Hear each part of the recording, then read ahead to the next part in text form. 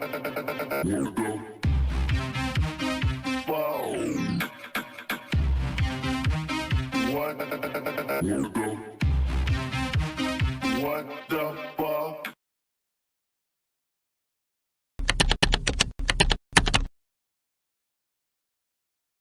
47, I just come back from Italy. I'd been chief of security intelligence in Rome. And in the intelligence business, I was trained really by the British. I was an MI-19. So when I came back, I went to Fort Riley, Kansas. I was stationed there. It was a veterinarian post and we still had horses. And I was instructor at the intelligence school, and we had an aggressor force So one night, I was a post-duty officer. Post-duty officer means that I was in control. For that night, I was the one that checked all the guards, checked all security areas. In fact, checked the whole post. I was the duty officer that night. And I went to the veterinarian section, and a sergeant I knew very well was sergeant of the guard that night. I told him, Sarge, how's everything around here? And he said, fine, sir. I told him, they told me to be careful to watch this area because you have a sense of something sensitive here. He said, you want to see it, sir? I told him, yeah, let's go look. And I knew this sergeant he was a master sergeant. I went back, and there was 5 crates there, like 5 or 6, I think it was 5. I lifted one up, and here's this body there and floating in fluid. And I looked at it about 10, 15 seconds, not much more than that. So I put it back down and I said, Sarge, come on, get out of here now. I don't want to get you in trouble. Because I'm the duty officer, I can go around, walk around here. But you might get in trouble for coming back. Just come on, let's go. Come out with me. So we went out, and I told him, where did it come from, Sarge? He said, well, 5 trucks coming through here from an airfield in New Mexico. And they're heading for Wright-Patterson Air Force. Now, in those days, there weren't all these big roads now. In those days, Route 40 was about the only cross-country route. And the route that they took was Route 40, going through Fort Riley, Kansas, and then up to Wright-Patterson Air Force. And I said, well, stay away from her, Sergeant. I don't want you to get in any trouble. I told him I can walk around and see. So, and I started to figure, what was that? First, I thought it was a child, because it was small. Then I looked at this head and all, right away, and this was only happened in a matter of seconds. Then I put the end back down, and the head was different, the arms were spindly, the body it was gray. So right at that moment, I figured, I don't know what this thing is. So like in the intelligence business, I just better put it in the back of my head here and wait till maybe in the future I get corroboration so I can evaluate what it is. So I promptly forgot about it. 10 years later, I was down there, commanded the range in New Mexico, in White Sands, the Army missile firing range, in northern, right near Trinity site, my headquarters was. So my own radar started picking up items going 3,000 to 4,000 miles an hour in this area. I had pencil beam radars which locked on the target. And the boys told me at about 3,000 or 4,000 miles an hour, quick acceleration, they break the lock. And that was one of the best radars we had during the time. So every time that would happen, once I notified our headquarters, they said, oh, forget it, we're not interested. So I figured I won't tell them anything anymore. So every time that would happen, I'd tell the boys, bring me the tapes. Because all my computers and my firing had a tape which gave the whole firing sequence. And then we could check it after if anything went wrong, see? So I'd tell them, deliver the tapes to me personally. And I'd look them over. And yet what they told me was true. Then I left and went to Germany. And I started picking up the same things in Germany, 3,000 to 4,000 miles over flying Germany. Again, the pencil beam radar would lock on, and all the ones that would lock would break. Just before that, I was 4 years at the White House, and I kept getting reports there. But they were just reports. I mean, and they weren't actually cast in any sense that you put them in a file and keep them all together. They just were sporadic reports that came through. Of course, I had all the clearances, so I'd get them. Even code reports I used to get and all. And I did get one time a report that NSA was getting signals from space, which were not just space noise or or unscrambled or something you couldn't read. They were really very perfect and looked like something was guiding them. There was a real message, but we were never able to decode it. This was a very coordinated message. It wasn't space noise or jam or jumble mumble or anything like that, or just noise coming. It was a pattern. So the evaluation maybe it might come from outer space, some beings, and I got that report when I was at the White House, because I had the NSA clearances and all. And when I came back, General Trudeau pulled me in. He had reorganized research and development from a secondary mission logistics to a very compact, good unit, about 3,000 officers. It wasn't too compact. And then I went. He made, first when I reported in, I was a special assistant. Then he created the Foreign Technology Division about a week later and put me in charge of it. There I started getting the autopsy reports. I started getting other crash reports, the artifacts I got. And by that time I established, and I'd visited the site here. But when I came to research and development, which was 14 years later, by the way, I inherited all these artifacts, and I inherited reports, autopsy reports from Walter Reed Hospital. Now, Walter Reed, there was a laboratory there, which was our laboratory, and we financed. That's who did the autopsies for us. But we didn't leave any copies to them. All copies had to come back to us, because after all, it was our lab. We financed it all. So there I started getting indication, proof that a crash really happened here. Of course, then I kept it quiet for 35 years. I had an oath with the general, and I didn't reveal the names of people. Even he criticized me. He said, 35 years you kept a secret, didn't even tell your family. I thought, why should I tell anybody? No, the general told me, he said, Phil, let's keep it secret. When I die, though, I relieve you of my oath. 3 years ago, the general died. And I started putting all this on paper. My grandchildren, he said, what'd you do during the war? I said, I better leave them a legacy.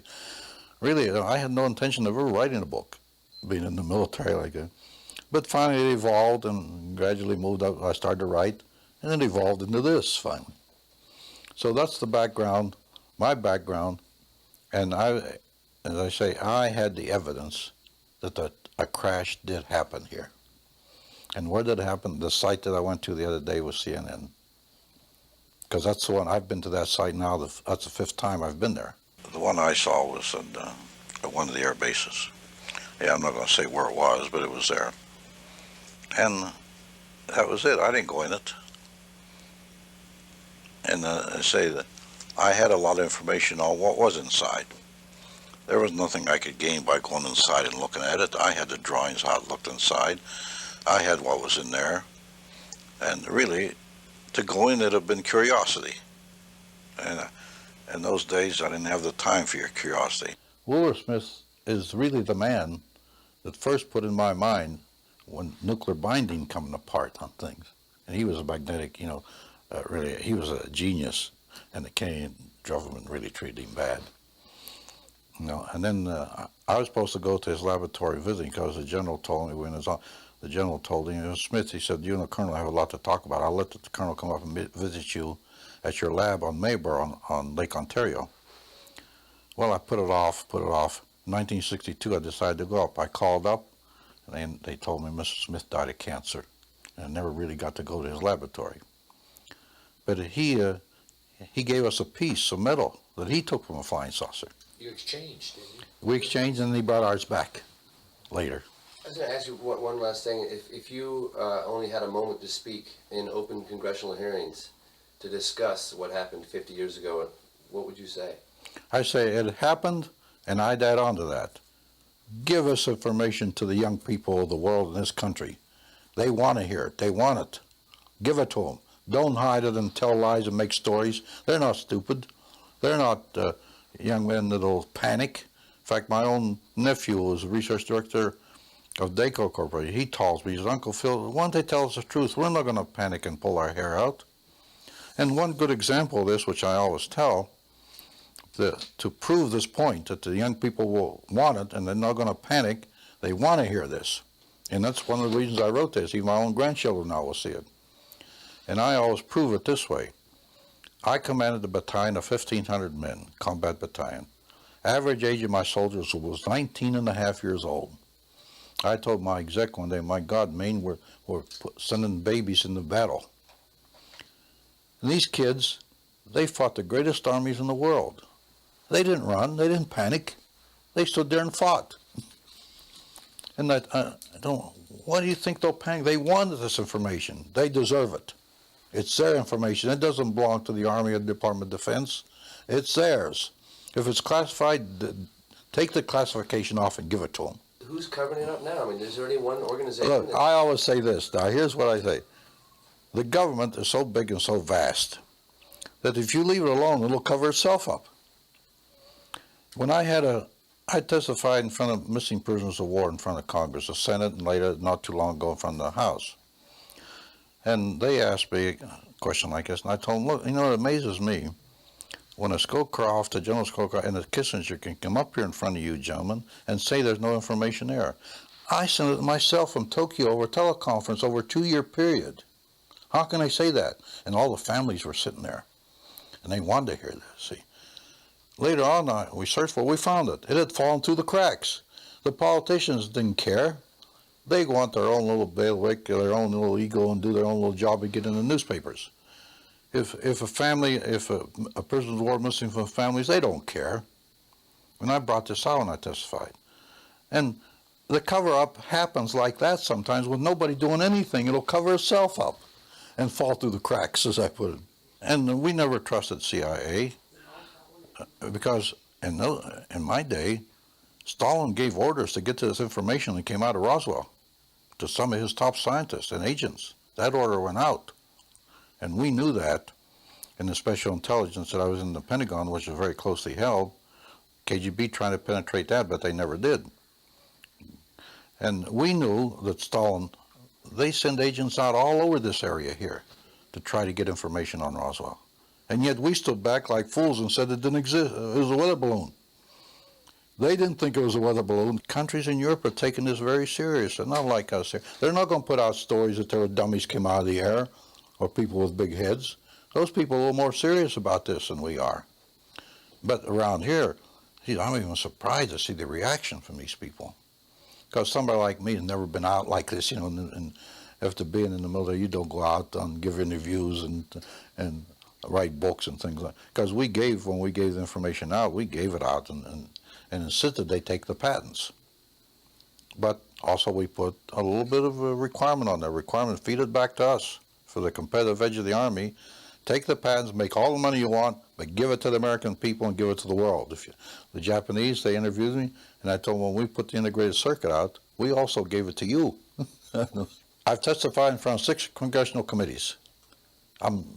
If they want me to, providing it's serious, and they're not going to put it in the archives and just put it away. And when I went to Robert Kennedy, this is a provision I put on, I would testify if I went 4 years to the White House, that something is done with it, not just Congress sitting up there for publicity purpose. I'll go any time they want to. There's no hitch on me. And I'll tell them anything they want, providing they're serious. I won't go up there to help a senator or congressman get elected. Look, there's a lot of stupidity involved, let's face it. Maybe mine was a little stupidity. I kept it quiet so long, but I had an oath with the general that I wasn't going to talk till he died 3 years ago. And also other people involved. And like I told you before, I don't reveal them unless they want to come forward themselves. There's enough electromagnetism in this world where it can draw.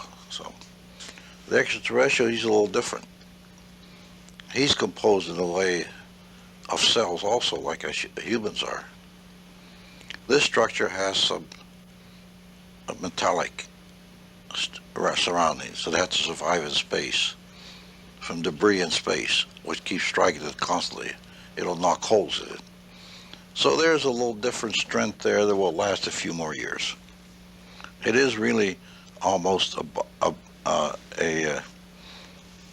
biological type of biological structure because the extraterrestrial fits in it, but made with a little more strength that's needed in the extra. Remember, these cloners that made these things made them in a way where they would fit in what they wanted them to fit in. The ship itself is maybe a biological type structure because of the cell and the atom structure, but it's all created with more strength because it has to resist more. This being is protected in a way. Now, when this being comes in this world, he will wear a suit skin-tight suit, which we found. His skin is atomically aligned, and his suit is atomically aligned. That's to repel radiation and harmful effects, even cosmic action. Since he doesn't breathe air, the ones that come alive in this world will have a type of helmet on them. And since he doesn't speak, he has no vocal cords, he will have something that intensifies a transmission that he maybe can communicate. Well, the head really wasn't that big, but in portions of the body, a small body, it looked big. And the eyes, there was no nose or anything like that. It had spindly legs. So that was about it, because I didn't have any autopsies. And I just put it off, because I figured, well, maybe someday I'll get corroboration and be able to evaluate. Later, I got my hands on the autopsy report in 1961 when I took charge of the Foreign Technology Division from Walter Reed Hospital, our own laboratory. So there I start putting it all together. What did you read in the autopsy reports? Well, the nature of the body inside.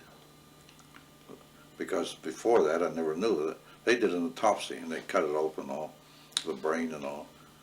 And the brain was different, and most of the body was different. But no nose, no mouth, no ears, no vocal cords, no digestive system, no sex organs. So then we came to the conclusion that it was a humanoid clone. So that's, and as I say, when I saw the body, there was nothing else to go on. Later on, though, I got the autopsy reports that experts had done, our own experts. Discretion better part of valor, we just kept it to ourselves. Only certain people know about it, head to head, brain to brain, no paper trail. And we were able to accomplish something. Now, discussions with the German scientists, we had discussions. General Trudeau told me one day, it took us 5 years to fully develop a transistor that somebody else started, and the integrated circuit. If we didn't have the help, like Obert says, that we've been helped, and Smith said, the boys upstairs, it would have taken us 250 years. The message in my book that I like to see is that the younger generation look at this and see what we did and see the help we got from outer space, and these beings exist. And let the young people know that that's the future that they're going to be seeing and live with. And you got a good example. Mitchell already confirmed a lot of this. That's what I think the message of the book is, and what I like to see it do. Let the young people, we're old, we're going to be gone. Let those young people, they need this help. They're going to be the ones that carry it on. It's been right. Only through our stupidity, we didn't do it right. Now it's coming out. And look how it's snowballing. The general public is not stupid or dumb. They can recognize a lie or the truth. Give them the truth. I'm trying to tell the younger people, this is it. Not people like me. I'm 82 years old. What's it going to make to me? But these three, my little grandchildren, they got to know this. They're going to be living this in the future. Let them know how it started, where the seed came from. Intentional or unintentional doesn't matter. It came. That's all. Whether they gave it to us or not is not important.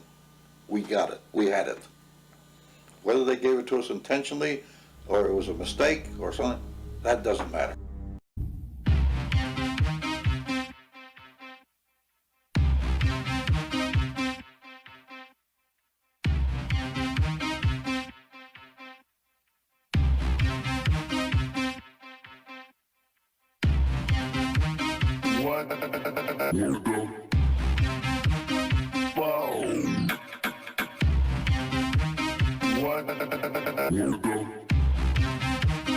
What the